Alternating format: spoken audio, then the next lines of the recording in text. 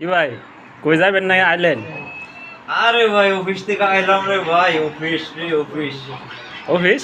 ও সকালে যাই সন্ধ্যায় আসি। সকালেও সূর্য দেখি না, সন্ধ্যায়ও সূর্য দেখি না ভাই, এই হলো প্রবাস। আচ্ছা। সূর্যের কোনো ঠিক ঠিকানা নাই। মানুষে কয় যে বিদেশ বলে 36 ডিগ্রি তাপমাত্রা সব সময় থাকে, আমি ভাই দেখি না রে ভাই।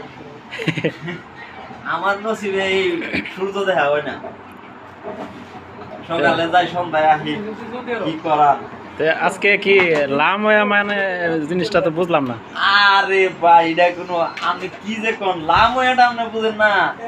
আরে লাময়া মানে হইতাছে কি লাময়া, লাময়া না, হ্যাঁ হ্যাঁ লাময়াটা না, এই লাময়াটাই তো আপনার আমি বুঝাবো। রাখেন আমি আমি এখন মনে করেন যে এখন আমি উপর থেকে আইছি তো, আমার মুডটা আজকে ঠিক নাই বুঝছেন। লাময়াটা জানতাম? হ্যাঁ লাময়াটা কি? লাময়াটা হইলো কি আপনার, লাময়াটা এই লাময়াটাই তো মনে করেন যে এটা কি ইংরেজি? কি লাময়া শব্দটা কি ইংরেজি নাকি উর্দু? লাময়াটা, লাময়াটা লাময়াটা ভাই আমিও জানি না। চিনি ভাই, আচ্ছা।